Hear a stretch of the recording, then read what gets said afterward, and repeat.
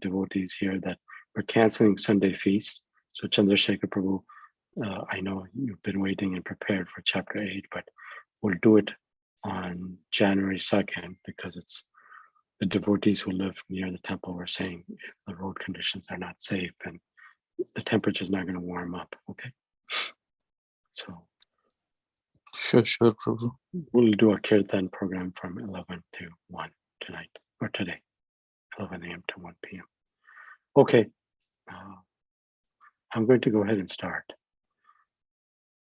Om Agyantimiradasya Jananjana Shlakaya Chakshurumritam Yena Tasmai Shri Guruve Namaha Shri Chaitanya Manobhishtam Stapitam Yena Bhutale Swayam Rupam Kadamayam Dadati Swapadantikam Vandeham Shri Guru Shri Yuta Padakamalam Shri Gurum Vaishnavamscha Shri Rupam Sagrajatam Sahagana Raghunathanvitam Tam Sajivam Sadvaitam Savadutam Parijana Sahitam Krishna Chaitanya Devam Shri Radha Krishna Padan Sahagana Lalita Shri Vashakan Vitamscha Namo Vishnupadaya Krishna Pastaya Bhutale Shrimati Bhaktivedanta Swami Tanamane Namaste Saraswati Devi Gauravani Pacharane Shunyavadi Pashchatai Deshatparane Om Namo Bhagavate Vasudevaya Om Namo Bhagavate Vasudevaya Om Namo Bhagavate Vasudevaya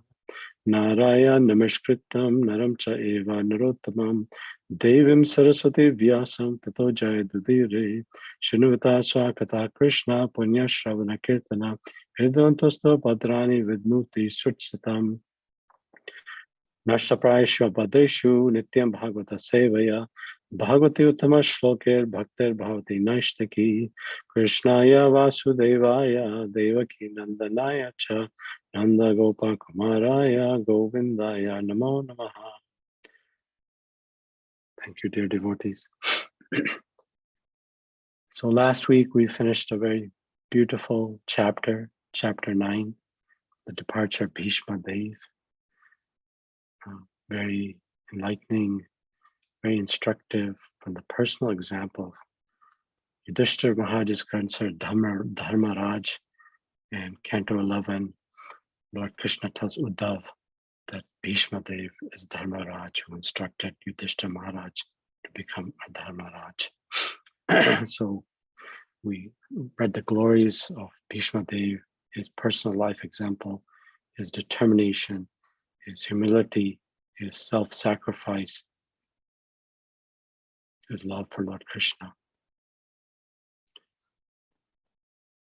And we saw how that calmed Yudhishthira Maharaj down from his despondency about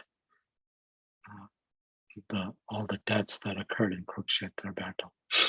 So we're now going to read the chapters called Departure of Lord Krishna for Dwarka. Very beautiful chapter, as is the subsequent one. So Shanaka Rishi, goes ahead and starts asking questions again. So I'm going to start. I'm not a Sanskrit scholar or a pronunciation scholar. There are others who will pronounce better, but the idea is to make the effort. Sanaka vacha hatva swarikta sprada atatinyo yudhishthira dharma bhrittam vrishataha sahanujaya pratyavaruddha bhojana katam pravarta kim akarashitata. Sanaka vacha hatva swarikta sprada atatayino yudhishthira dharma bhrittam vrishataha Sahanujaya pratyavaruddha bhojana katam pravarta kim akarashitataha. Sanaka vacha hatva swarikta sprada tatayino yudhishthiro dharma bhritam varshataha sahanujaya pratyavaruddha bhojana katam pravarta kim akarashitataha. Would the rest of you like to go ahead and chant nicely? Hatva swarika sprudata taino yudhishro dharma bhritam varshitaha sahanujay prata प्रत्यवारुद्धभोजनः कथं प्रवृत्तः किम् अकरश्चित् ततः. Thank you. Thank you, Mataji. Others? वास्वरिक्ता स्मृता आततायिनो युधिष्ठिरो धर्मभृतं वरिष्ठः सहानुजै प्रत्यवरुद्ध भोजनः कथं प्रवृत्ता किम् अकारशित्ततः. Thank you, Prabhu. Anyone else?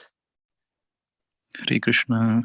Shaunaka Uvacha Hatva Swarikthaspruda Atatayino Yudhishthiro Dharmabhritam Varishtah Sahanujai Pratyavaruddha Bhojanah Katham Pravrittah Kim Akarashitatah. Hare Krishna. Thank you, Prabhu.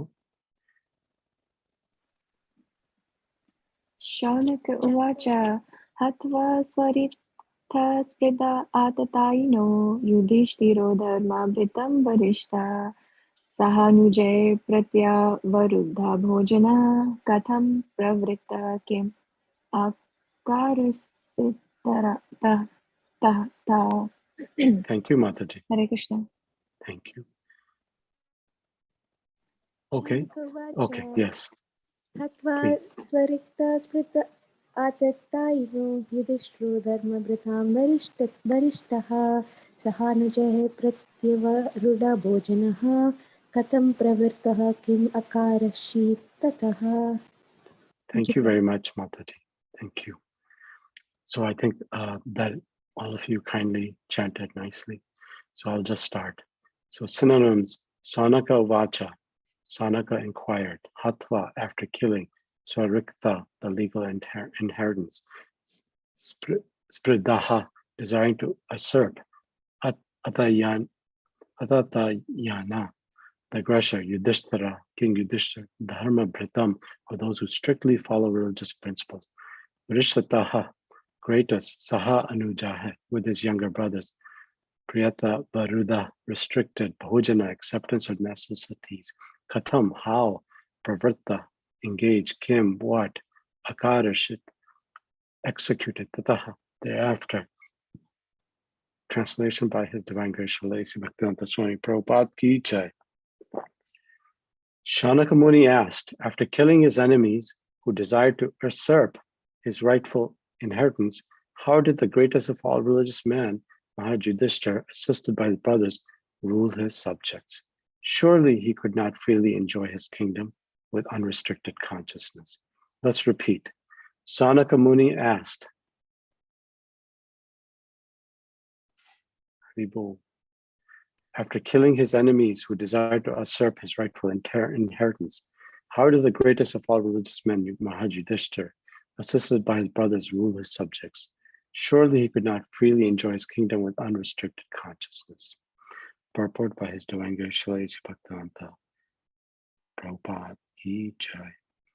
Maharaj Yudhishthira was the greatest of all men of religion. Thus he was not at all inclined to fight with his cousins for the sake of enjoying the kingdom. He fought for the right cause because the kingdom of Hastinapur was his rightful inheritance, and his cousins wanted to usurp it for it themselves. He fought, therefore, for the right cause under the guidance of Lord Sri Krishna, but he could not enjoy the results of his victory because his cousins were all killed in the fight. He therefore ruled over the kingdom as a matter of duty, assisted by his younger brothers. The inquiry was important for Shaunaka Rishi, who wanted to know about the behavior of Maharaj Yudhishthira when he was at ease to enjoy the kingdom. Once again, translation: Shaunaka Muni asked, after killing his enemies who desired to usurp his rightful inheritance, how did the greatest of all religious men, Maharaj Yudhishthira, assisted by his brothers, rule his subjects? Surely he could not freely enjoy his kingdom with unrestricted consciousness.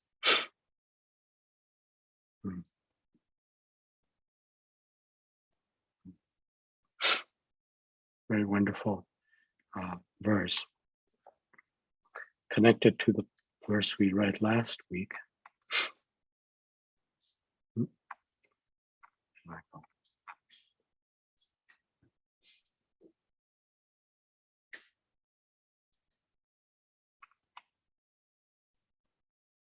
After this, meaning after the departure of Bhishma Dev, the great religious king Maharaja Yudhishthira executed the royal power in the kingdom strictly according to the codes of royal principles approved by his uncle and confirmed by Lord Sri Krishna.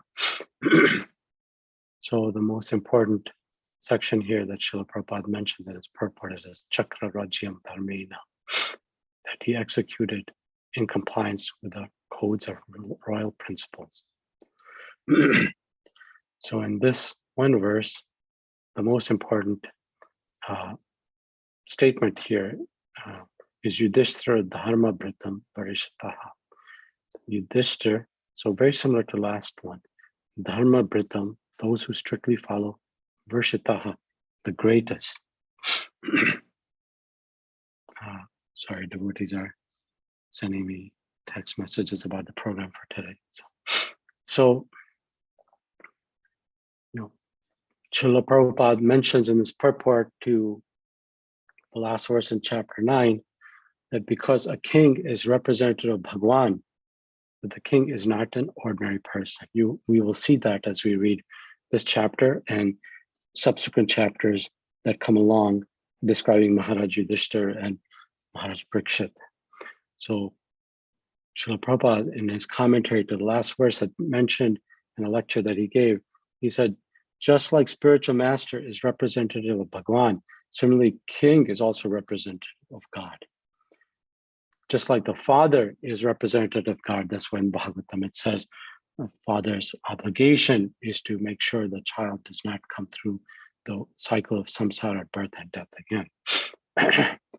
So the king will guide, the spiritual master will guide, and the father will guide.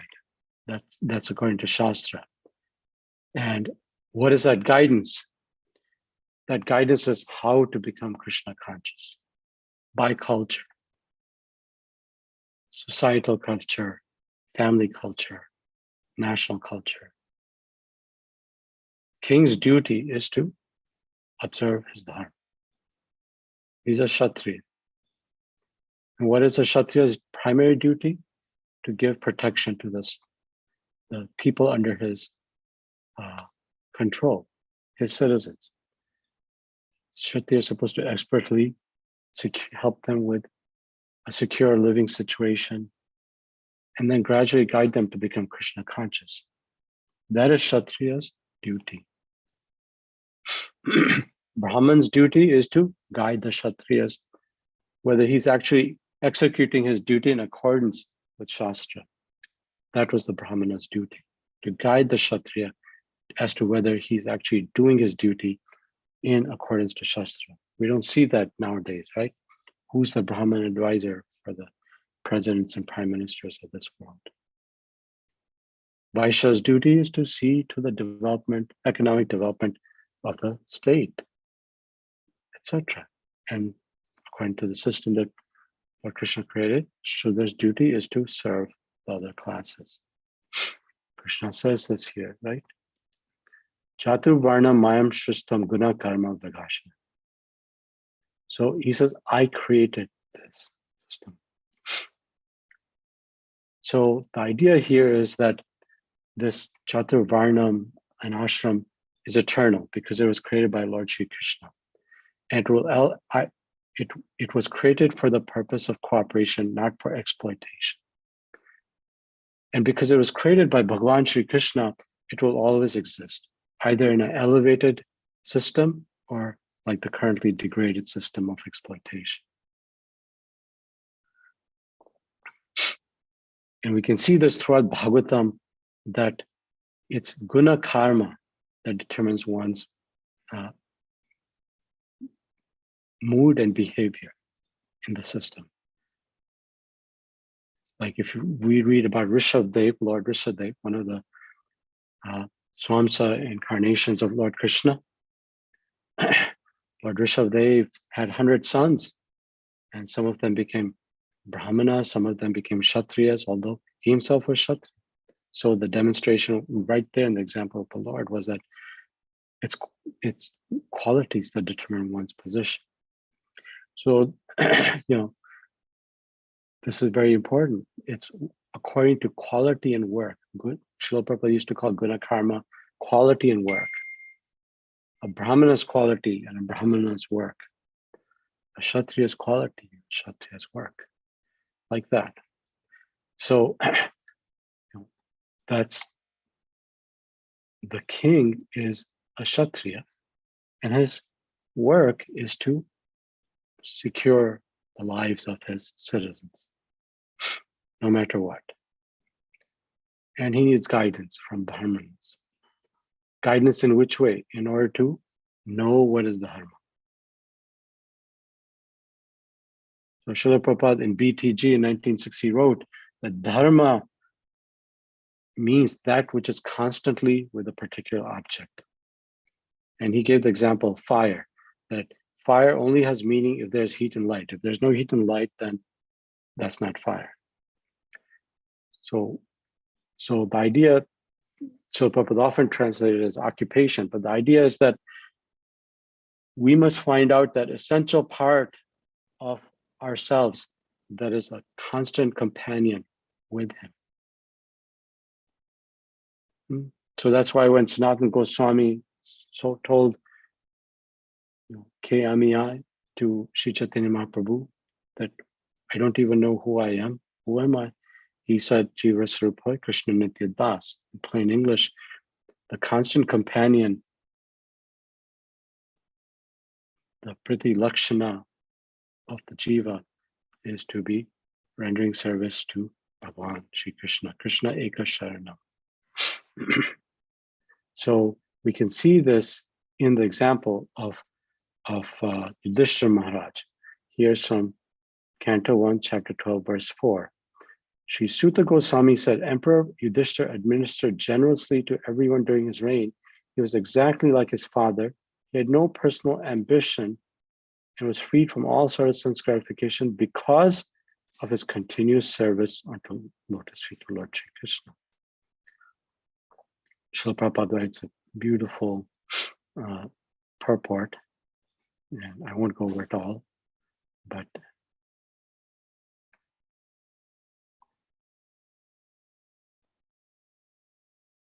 as an ideal king, he had no personal ambition and there was no place for sense gratification because all his senses at all times were engaged in the loving service of Supreme Lord, which includes loving service of the Supreme Lord, which includes the partial service to the living beings who form parts and parcels of the complete whole. Those who are busy rendering service to parts and parcel, leaving aside the whole, meaning forgetting about Bhagavan, only spoil time and energy as one does when they water leaves a tree without watering the root. Maharaj Yudhishthira therefore is continuously engaged in service of the Lord, and thus the parts and parcel of the Lord, the living beings, were carefully attended with all comforts in life, all progress and next. That is the way of perfect state management, state administration. Sorry to interrupt you. Which verse is Prabhu? Then verse number? This one? 12, Canto 1, Chapter 12, verse 4. Thank you so much, Prabhu. Wonderful. Thank you. Yeah, this is when Yudhishthira gets ready to leave, and the idea of installing Maharaj Parikshit starts coming in after Krishna left the planet. So Srila Prabhupada numerous times mentions how Yudhishthira Maharaj was very despondent. We read that in the beginning of chapter 9, because some Mahabharata says something like 64 crores of men, meaning huge amount of men, died in Kurukshetra. So obviously, being compassionate, he wasn't happy. But the fight was Dharma Yuddha. That's what Srila Prabhupada called Kurukshetra, Dharma Yuddha. Fought on religious principles. It wasn't to fulfill a desire to be the head of the kingdom. So yeah, this is very important. This, and Srila Prabhupada mentions this in here, in this verse here, that he was, when he gave a lecture, Srila Prabhupada said that Yudhishthira Maharaj was under the constant guidance of Lord Shri Krishna as a spiritual master.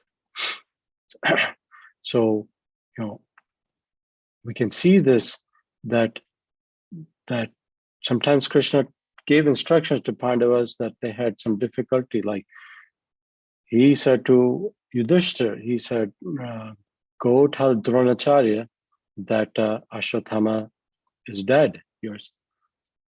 And we know that pastime where Dronacharya has son Ashwatthama, and we read about that earlier in Bhagavatam, Canto 1, some of the things that he did that weren't so nice.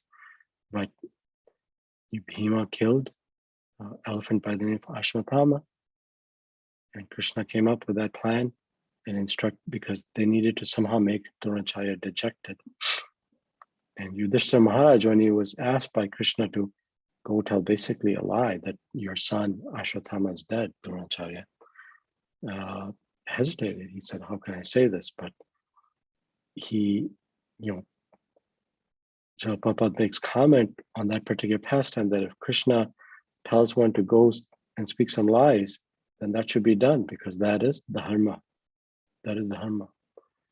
Now, some of you have been listening about Ajamil pastime, so you know about this. So Radha Kumataji, this is verse 6.3.19, a very famous verse. Dharmantu shakshad bhagavad printan. Na vai vidur rishyo na api devaha na siddha mukha ashura manushya kuto nu vidyadar charanadaya. So, so here the idea is the Yamadutas, all of you know the Ajmal time or have heard of it. So we know Ajmal unfortunately became a sinful person in his life, but he remembered to name his son Narayan, and at the last phase of his life, he was able to call out to his son Narayan. So even though the Yamadutas were in the mood of taking him to the place of judgment, a hellish location, the Vishnuduta stopped them. So Yamadutas approached Yamraj, and who's the father of Yudhishthira?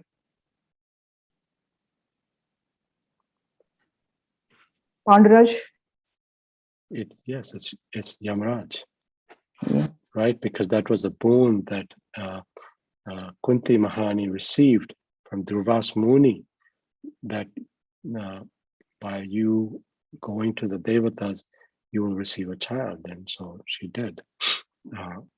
We know Karna was the first one from Suryadev, and second one was Yudhishthira, and his father was, in one sense, of course it was Pandu in one sense, but Pandu was unable to beget children, so it was Yamraj.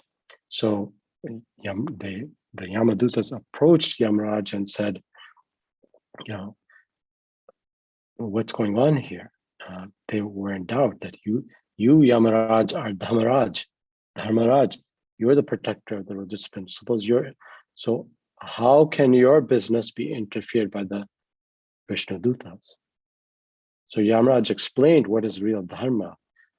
This is this verse that Yamaraj is speaking. He's saying real religious principles are enacted by Supreme Personality of Godhead.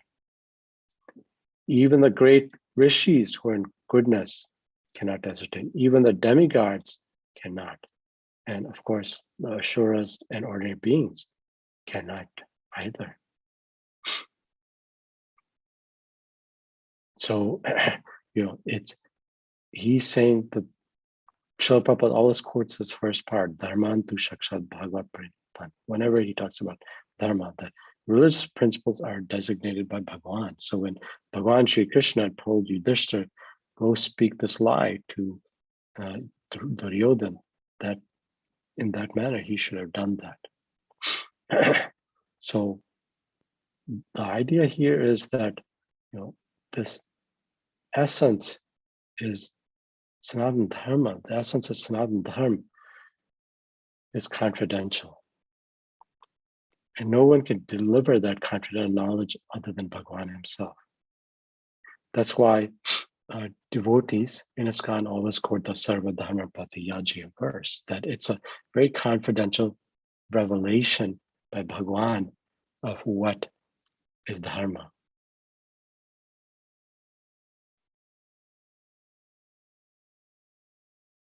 Now, as an aside,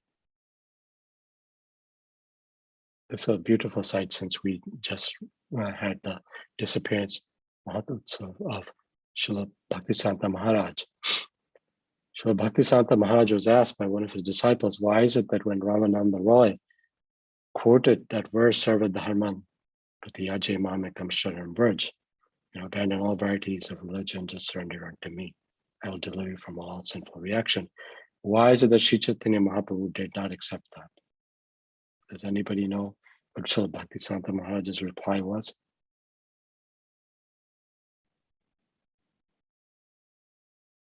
Any guesses?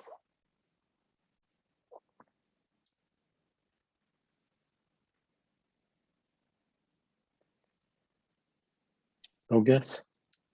No, Prabhu. It's full of prema, his response. I was so touched when I read this many years ago. Bhaktisanta Maharaj said, what does it tell you about the son if the father has to ask him to love him? What does it tell you about the son, the jiva, if the father, Bhagavan Shri Krishna, has to ask us to love him?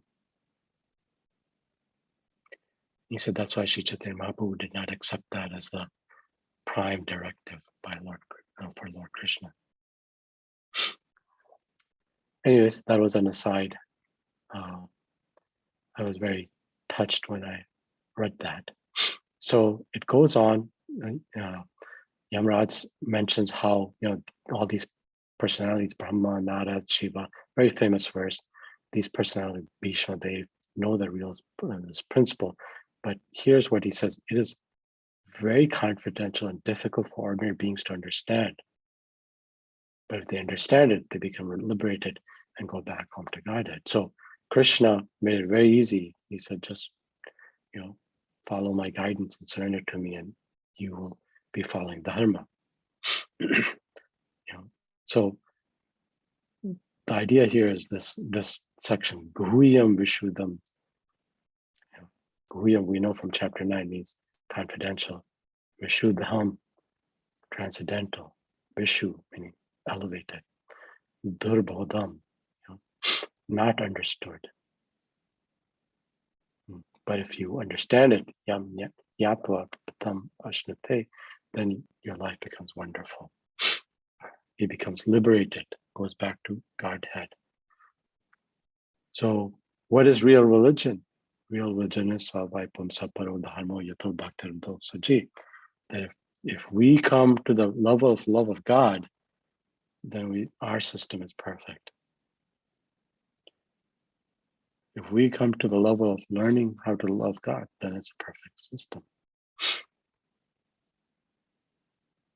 So, coming back to this verse, so that's about enunciation of what dharma is and how sometimes Yudhishthira had to deal with conflicting instructions, but due to his sincere following and surrender of Lord Krishna, he was ultimately able to be Dharmaraj, just like Bhishma Dev, Krishna says to Uddhav in Canto 11, that Bhishma Dev he used the same word, Dharma Britam. So now it is true in here that, he could not freely enjoy his kingdom unrestricted consciousness. That is true. Why? Because Srila Prabhupada explained, because all of his cousins were killed in the fight. Right? So, so what Shanaka Rishi is asking is, what was the behavior of Yudhishthira when actually he had won the kingdom? Did he go into an enjoying mood? But he was not in that mood. We know that from the Mahabharata very distinctly, that for my sake, he felt so many people lost their lives. So Srila Prabhupada says something very beautiful. And I'm going to link it to another verse. Srila Prabhupada says, when he talks about this aspect, about Yudhishthira Maharaj, about his despondency at the killing of so many people, Srila Prabhupada says, even if there is duty, we have to see what will be the effect of that duty on others. That things should not be done blindly. Srila Prabhupada said, devotee means he's not blind. He or she is not blind. Yes, there's a duty, but we have to look and see what is the effect of my duty on others, other devotees, my family, my society. So a devotee like Yudhishthira Maharaj has great sensitivity. He's not a blind person who won a kingdom from a battle where so many people sacrificed life and yet didn't feel sorrow at the loss that implied. Just like Arjun's despondency and sadness was a medium through which Bhagavad Gita was spoken. Srila Prabhupada later says in the chapter of Maharaj Parikshit's curse that Maharaj Parikshit's curse was the medium through which Bhagavatam was spoken. So Krishna can elevate the most difficult situations. So this is a quality of a devotee. And we see this here. This is another very famous verse, 5.18.12. Yashyati bhaktir bhagavata akinchana sarvai gunas tatra samaste shuraha harava bhakta syakuto malakmana manorathena davta bahi. Does anybody know who spoke this verse? This was spoken by Prahlad Maharaj to Lord Nrsimhadev. All the demigods and their exalted qualities, such as religion, knowledge, renunciation, become manifest in the body of one who has developed unalloyed love for Bhagavan, Sri Krishna Vasudeva. A person devoid of devotional service, engaged in material activities, has no good qualities. Even if he's adept at mystic yoga or honest endeavor, maintaining family and relatives, he must be driven by mental speculation, must engage in service of Lord's external energy, which is called Mahamaya. How can there be any good qualities in such a man? Srila Prabhupada quoted this very often. Yashyati bhaktir bhagavati akinchana sarvai guna. Tatra samaste suraha. Quoted this very often, and there's a section in this. He mentions there's a description of the qualities of devotees in chapter 8 of Adi Lila, and I'll go into a portion of that. But let me see. So Srila Prabhupada, in his commentary to this, said in a lecture, he said, due to his self-realized nature, he spontaneously, the devotee, engages in most exalted spiritual activities. Let me show you that verse. And that comes in this, I've been quoting this, Uddhav. Velikund Mataji, this is verse, Canto 11, verse 7, chapter, I'm sorry, Canto 11, chapter 7, verse 11. Dosha bhudya bhaitato nishedana nivartate guna bhudya chavitam na karoti yatha braka. Beautiful verse that I just happened upon when I was thinking about this chapter yesterday. So here Lord Krishna is giving instruction to his relative and pure devotee Uddhav. He's saying one who transcended material good and evil automatically acts in accordance with religious injunctions, avoids forbidden activities, right? Kind of going back to this verse that, one who develops unalloyed devotion for Supreme Godhead has all these qualities and much more. So, but what Krishna Bhagavan says is very nice. He says, self-realized person does this spontaneously, like an innocent child, not because he's thinking in terms of good and evil. So it's just the nature of Yudhishthira Maharaj, because he's such a He's Dharmaraj, he's follower of he's a representative of Krishna, and he thinks like that this just comes spontaneously to him. Even to the point where he questioned Krishna's instruction to lie to Dronacharya. There's a very nice section here that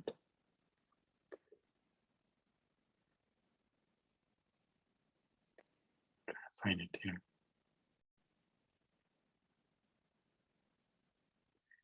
Due to his self-realized nature, the surrendered devotee spontaneously engages in the most exalted spiritual activities, just as an innocent child may exhibit spontaneously good qualities such as kindness, tolerance, and so on. The spiritual platform is called Suddha Sattva, a purified goodness, to distinguish it from material goodness. It is always, to some extent, pulled by the lower modes of ignorance. Thus, if a man in material goodness appears to be most pious in the eyes of the world, we can only imagine the spotless character of a self-realized soul in purified spiritual guidance. And then he quotes the verse that Prahlad Maharaj said to Nrsimhadev. And this idea of a surrendered devotee developing all these wonderful qualities, here's a question for you all. Does one surrender first and then get qualities, or does one have the qualities and then surrender? As long as my understanding goes through, one first surrenders and the quality comes. Sorry, Mataji, I think I heard you, but so that others can hear you, can you speak again? There was some noise in the background. Sorry, Prabhu. 1 minute. That's okay. Let's go ahead and speak. Yeah, Prabhu, as long as my understanding goes, whenever one surrenders to the Lord, even though a person has bad qualities or any problems, any anardhas in the heart or any bad qualities, definitely by chanting and reading and associating with devotees, God will take out all those bad anardhas from the heart. So that is my understanding, Prabhu. So first surrenderance comes, then the qualities arises. Okay. Yes, that's correct. So here's a verse that says the same thing. A Vaishnava, here's in Chaitanya Charitamrita Madhya Lila, chapter 22, verse 75. Sarva Maha Guna Gana Vaishnava Sharir. Vaishnava Sharir. Krishna Bhakti Krishnera Guna Sakali Sanchari. A Vaishnava is one who has developed all good translated qualities. All the good qualities of Krishna gradually develop in Krishna's devotee. So how does one get these qualities, or these good qualities? How does that happen?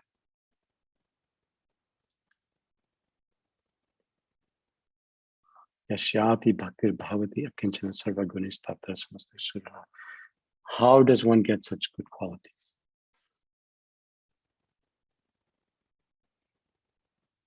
By serving the Lord. So, okay. So how does one get the quality? By serving the Lord. This is the main takeaway point I want to focus on for today. Prabhuji, Mananam is important. Always Mananam is that is also one kind of Okay. important kind of day. Okay. Devotee. Thank you for Service. joining us, Thank Vijay you. Lakshmi Hare Mataji. Krishna. Hare Hare Krishna. Krishna. Anybody else have ideas of how does one get good qualities by serving Krishna? I can try to. Yeah. Is it because by serving Krishna we are in association? We are in constant association with Krishna by chanting and taking his name, by serving his devotees, by serving him, and by serving him because he is the reservoir of all good qualities. Just like iron rod, putting into fire, gets quality of fire. So similarly, in association with Krishna, who is a reservoir of all qualities, we also get these qualities too. Is it? I know. Yes, that's the answer. So I'll give an example. one may have a spiritual master, and each spiritual master is a unique jiva. Now, the instruction of the Shastra is spiritual master is one, it's Krishna. And Krishna has innumerable jiva agents. And to the extent that they're connected to the sampradaya and the acharya, the teaching of the acharyas, they have shakti, their potency. But they have different qualities, right? There's variegatedness in spiritual world. So if whatever the qualities of our spiritual master, whatever the goals of the spiritual master, what is important as a spiritual master, all these become important to the disciple, right? We see this in the example of Srila Prabhupada and his disciples. You know, they were a little bit more than teenage kids in the US. No contact with any Vaishnava teaching, or even, you know, in so-called Indian culture. But because there were qualities in Srila Prabhupada, and because they were sincerely serving their spiritual master, they developed those qualities as well, right? We can see that. You know, like for example, if honesty is an outstanding quality in our spiritual master, and we serve our spiritual master, then honesty will develop in us. That's the system. If we see mercy and compassion in Krishna, then naturally mercy and compassion will develop in those that are devotees of Krishna. So, you know, this verse is saying, and the verse from Chaitanya Charitamrita is saying that all the good qualities are present within a Vaishnava. And that is because the good qualities of Krishna are manifesting in the devotee. That's the secret. The good qualities are coming from Krishna. By serving Krishna, we get the qualities of Krishna, because if you, like husband and wife will notice this, by serving someone, you get some qualities of that person, right? Right? Narottam Vilas Prabhu, you're the most newly married, I think, amongst us. So by being with a wonderful Vaishnavi, you get some qualities, and by her being with a wonderful Vaishnava, she gets some qualities, right? Just by serving, you kind of develop some qualities of each other.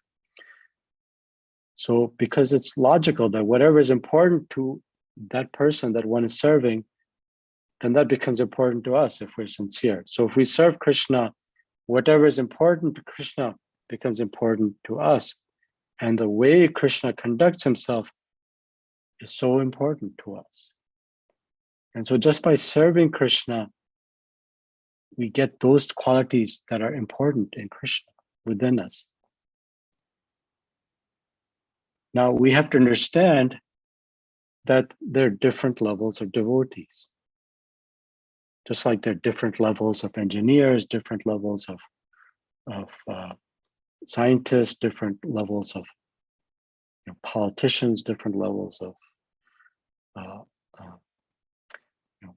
doctors, etc. So there are also different levels amongst devotees. You know, there are those devotees that are coming into practicing Krishna consciousness, and there are those devotees who have practiced Krishna consciousness and have faith in that process after that practice. And then there are those advanced devotees who have full faith and full knowledge and do not see anybody without Krishna consciousness. And that's exemplified by the gopis. They always felt everybody had Krishna consciousness but themselves. So the more one advances in bhakti, the more these qualities will naturally arise within us. So the idea is when we approach Krishna, who's the source of all goodness, compassion, so-called saintly qualities, then naturally by being in contact with Krishna, we will develop those qualities. And we see that sometimes in the material world. A student goes to an elevated professor and develops some of the qualities of that elevated professor, right? Or a businessman starts working in a company and then serves as chief executive officer and then gets the qualities to manage a big organization like Intel or whatever. So we can see that. So we can say that even those that are quote unquote non-devotees have many good qualities, but there's two fundamental differences, that they can have good qualities, but the very elevated Vishuddha Sattva qualities only will manifest in devotee in the greatest degree. One may be a very expert CEO, but that's not the same thing as getting, pure goodness qualities from Bhagavan.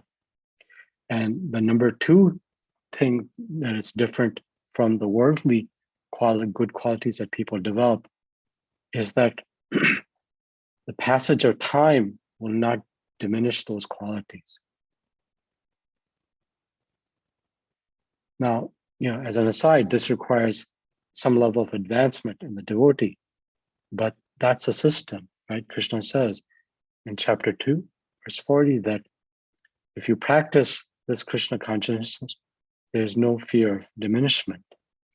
Meaning, what's he saying? He's saying that the biggest fear that people have is when they die, that everything will be gone. But Krishna is reassuring Arjuna that if you practice this Krishna consciousness, that you will in the next life have remembrance of your Krishna consciousness. You won't forget Bhagavan. We see that from the pastime of Bharat Maharaj and other great devotees. So Srila Prabhupada, comments in this that one doesn't have to endeavor separately to become a good person, an honest person, a moral person, or a faithful person, or a kind person. So Prabhupada says a devotee will see an insect that's dying and will immediately feel sympathy for that insect because he knows Krishna is within the heart, and that insect is a separated expansion of Krishna. We're all expansions of Krishna. And a devotee will have that natural compassion for that seemingly lowest of creatures, an insect, and will at least chant the Maha Mantra to them while they're leaving their body. And that's because the devotee feels the love of Krishna for him or herself and wants to extend that love. So the devotee has that quality. So these qualities will develop as we serve Krishna. That's why Srila Prabhupada says you don't have to make a separate endeavor, because by serving Krishna, by serving spiritual master Srila Prabhupada, our founder Acharya, we will get the qualities of that founder Acharya. We'll get the qualities of that spiritual master. We'll get the qualities of Krishna.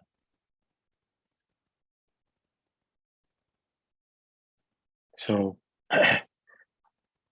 those are the things I had to comment on. It's 8:54. But a Vaishnava is one who has developed all good transcendental qualities, all the good qualities of Krishna. So that's the secret here. The good qualities don't come from our endeavor, because they come from Krishna, because we're serving him. So by being, it's like the melting of the heart of Krishna flows into our heart. The melting of the heart of the spiritual master comes into our heart. The melting of the heart of Srila Prabhupada comes into our heart and brings this wonderful, golden saffron-like particles into our life. Thank you very much. So Sanaka Muni asked, after killing his enemies who desired to usurp his rightful inheritance, how did the greatest of all religious men, Dharmaraj Maharaj Yudhishthir, assisted by the brothers, rule the subjects? And the answer is right here.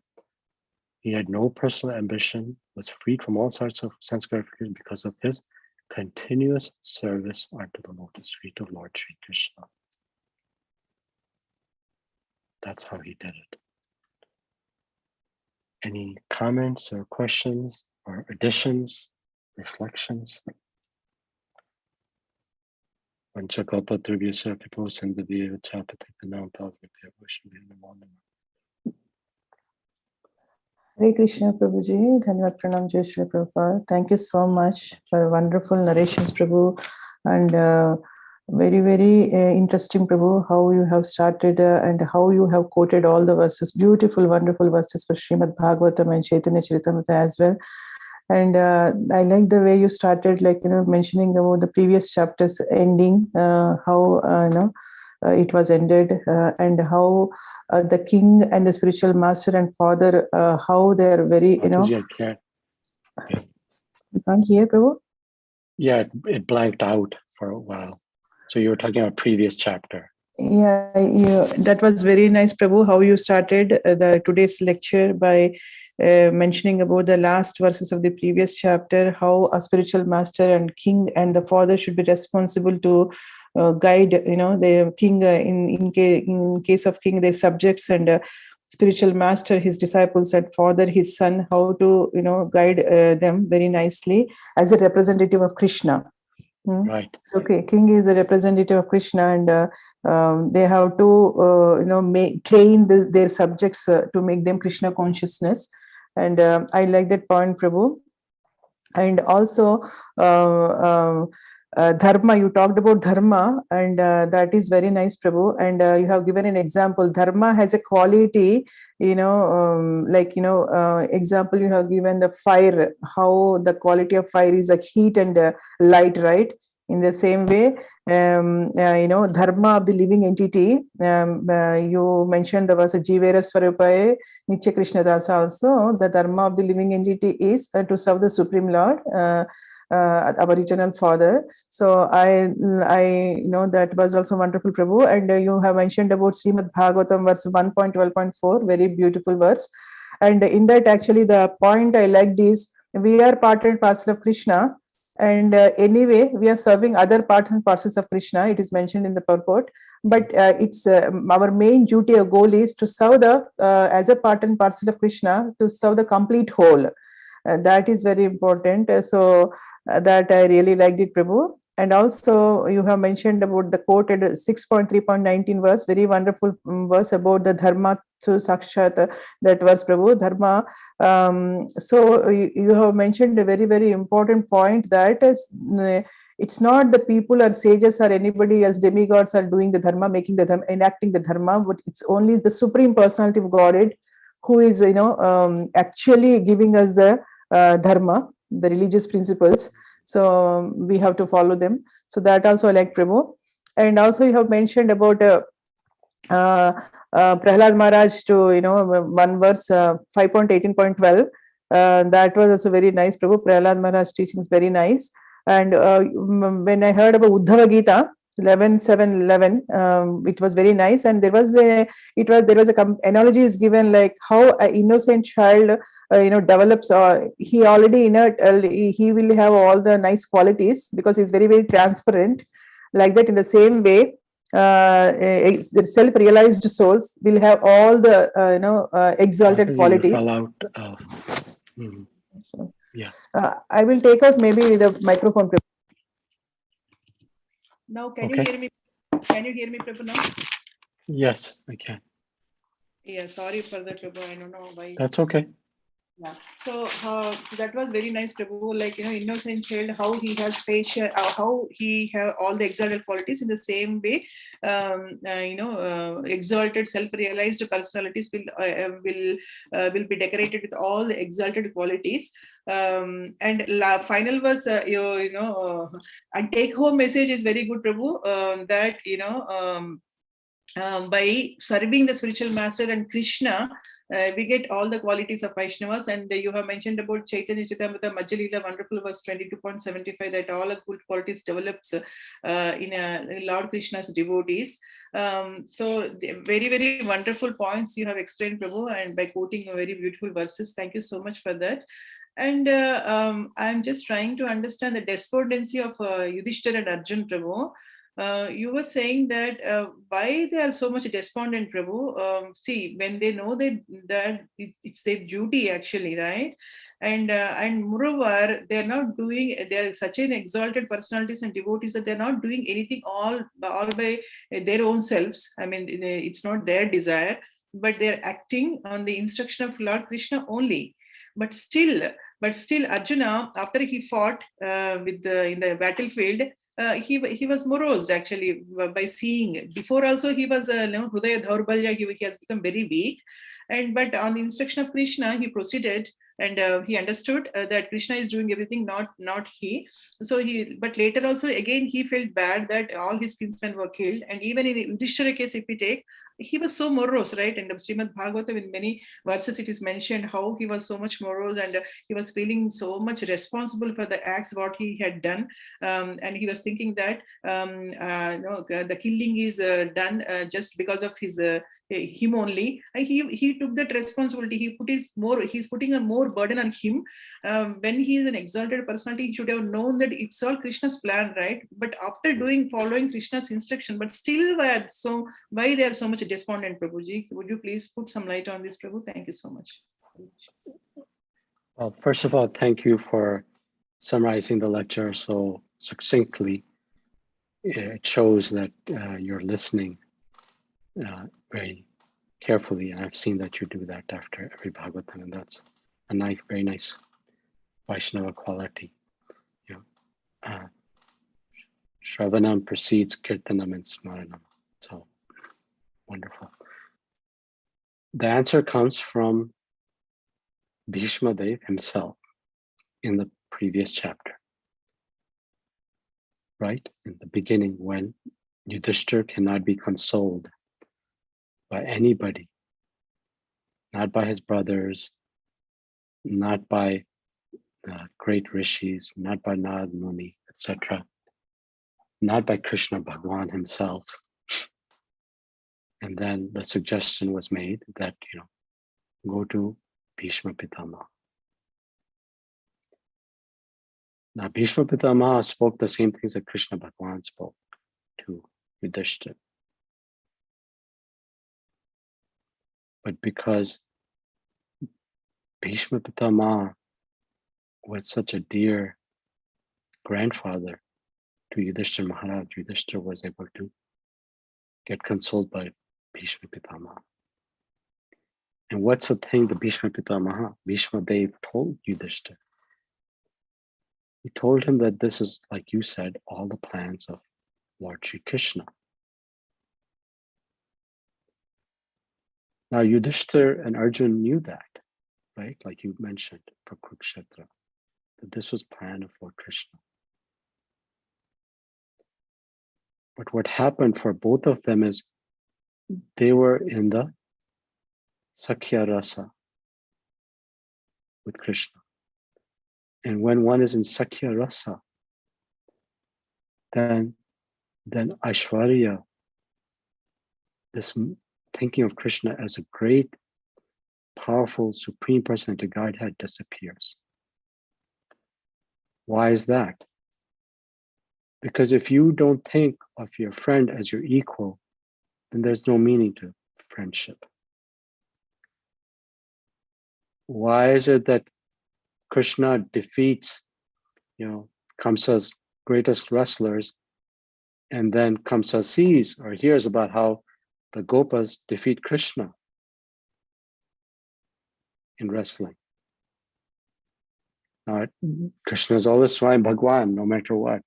We know that from Damodar pastime and Govardhan pastime that we just celebrated. So when one is in Sakhya Rasa, this mood of equality predominates everything else.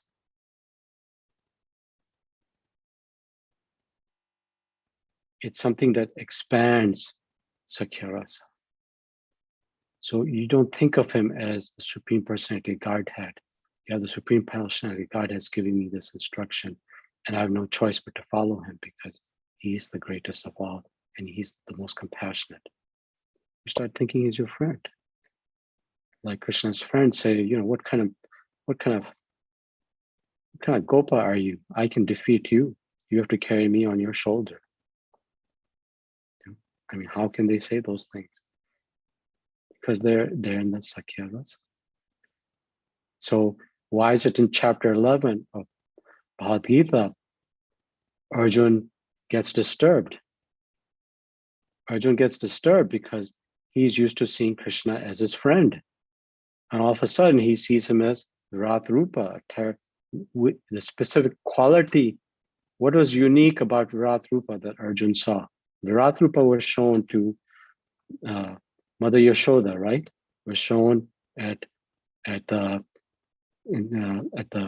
point where Duryodhana tried to arrest Krishna, and Krishna came as a peace messenger.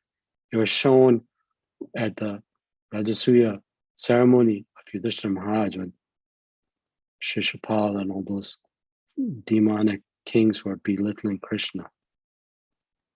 And it was, and it was shown to Arjuna. But what was different in this Virat Rupa that Arjun saw? Does anybody know? The Kal Rupa, the time factor. Yes. Yeah. So the Kal Rupa aspect of destruction, etc. Because if you read beginning chapter 11, the focus is on Aishwarya Rupa. And so Arjuna is very happy seeing these beautiful opulent things coming from the Virat Rupa. But once he sees Kal Rupa, you see that in transition from verse 19 to 20 in chapter 11. You see that Arjuna is unsettled and becomes fearful. Why? Because that is not part of Sakya Rasa. And he's disturbed. And then he asks Krishna, what is your mission? Now, Krishna has been his friend all along, like you said, Radha Kund Mataji. But he's asking, what's your mission? Why? Because he all of a sudden is looking at Krishna as something more than just his friend.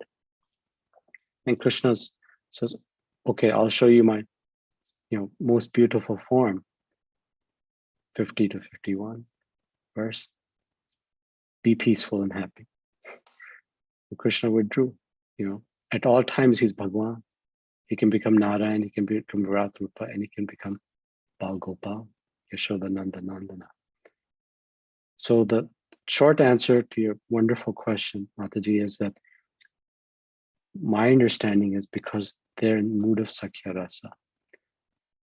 And when you're in the mood of Sakya Rasa, you don't necessarily automatically think of Krishna. They did have moments where they clearly understood that he's Bhagwan, obviously. We know that from Kurukshetra. And they were obedient to Krishna in the end. But that Sakya Rasa is such an eternal, strong relationship, it overcomes everything else. We know that from the pastime of when Balaramji and the Gopas asked Mother Yashoda to look into the mouth of Krishna because he ate clay. Now, why did Krishna refuse to open his mouth for her? Does anybody know? Why did Krishna refuse to open his mouth for Mother Yashoda when asked to see clay, asked to see what's in his mouth? Because the Brahmanda will be shown to her and she will get confused. Yeah. So Vishnava Chakravarti Thakur says because he will see the entire universes, like you said. And it's not that she'll be confused. That element of Krishna's Aishwarya. Now, Krishna's Aishwarya is always there, but he subsides it in the Vatsalya Ras that she has. And he knows if she sees that Aishwarya, that will affect her relationship with him. So he declines to open his mouth for that reason, is what the Acharyas say. But because of the potency of her parental affection for her, it's like Damodar Leela, because the potency of parental affection for her, he has no choice. He's forced to open his mouth. So that's my comment about Yudhishthira Maharaj and Arjuna, that they're in Sakya Rasa, and at times, most of the time, they view Krishna as an equal, as a friend, a well-wisher. They may not look at him at all times as the supreme spiritual master. And And Srila Prabhupada also says that, like I mentioned, that there's a duty, but a devotee is not blind. They have to see they can see the effect of that duty.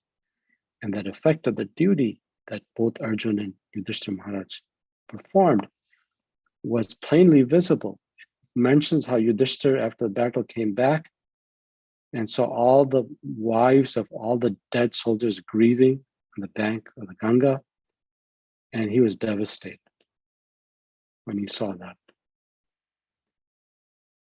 So, a devotee is not blind. Devotee has the qualities of Krishna, of compassion for even the tiniest, most insignificant being.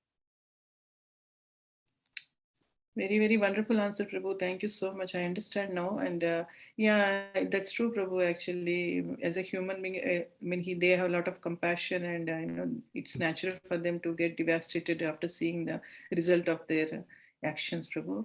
Even though they understand that they are not the doers, but still, yeah, Prabhu. Very, very wonderful explanation, Prabhu. Thank you so much. Hare Krishna. Yes.